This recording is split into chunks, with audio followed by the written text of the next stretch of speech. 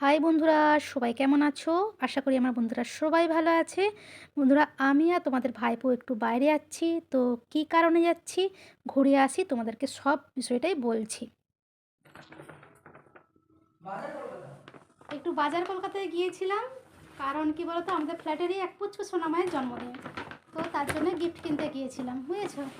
তো দেখো জিনিসটা কেমন হয়েছে। এই যে এটা কিনে এনেছি। একদম শীতে পরে খুব আরাম পাবে, জানো তো।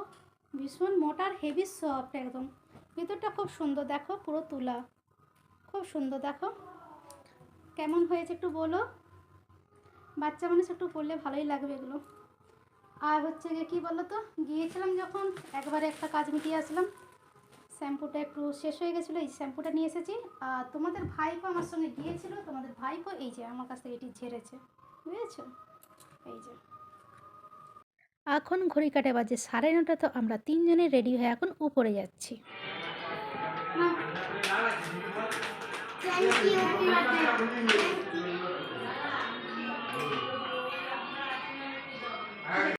ওকে আমি ভালোবেসে পাখি বলে ডাকি। আসল ওর নাম কিন্তু পালক।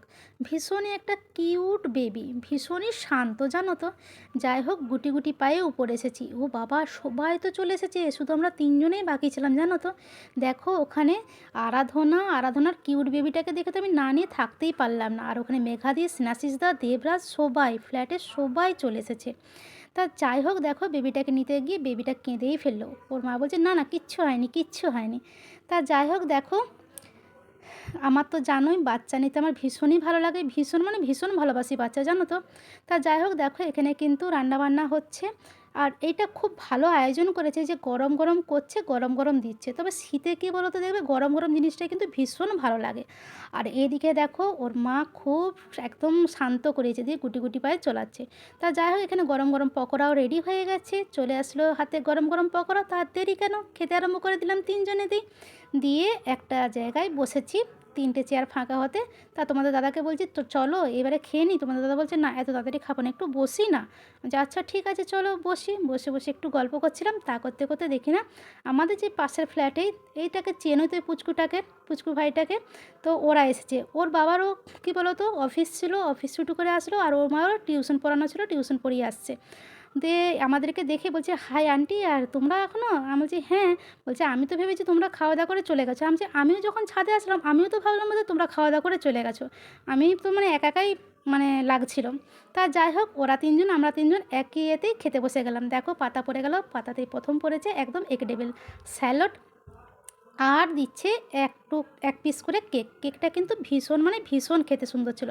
আর আমার চকলেট কেক খেতে তো ভীষণ ভালো লাগে। আর পুচকুটা দেখছো শুধু দুষ্টুপনা করছে, খাওয়ার নামে তো কিছুই নেই, শুধু দুষ্টুপনা। আর দেখো পড়ে গেল লুচি আর কাবলি ছোলার তরকারি, একদমই সব খাবারই গরম গরম। আর পড়ে গেছে ফ্রায়েড রাইস আর চিলি চিকেন। ফ্রায়েড রাইসটা দিতে গিয়ে দেখো টেবিলে না জলটা পড়ে গেল। কপালটা তো আমার খারাপ, জানোই তোমরা, আর কি করা যাবে বলো। চলো খাওয়া দাওয়াটা করি। তবে খাওয়া দাওয়া ভীষণ ভালো হয়েছে, ভীষণ মানে ভীষণ, আয়োজন ভীষণ ভালো করেছে।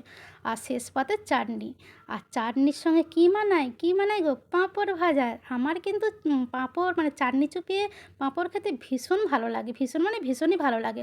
তা আমার মতন চাটনি চুপিয়ে পাঁপড় খেতে কে কে ভালোবাসো বলো। তবে বন্ধুরা, আমার পাত্রার দিকে একদমই দেখো নি গো, পাত্রের অবস্থা খুবই খারাপ, আমি সব খাবার খেতে পারি না।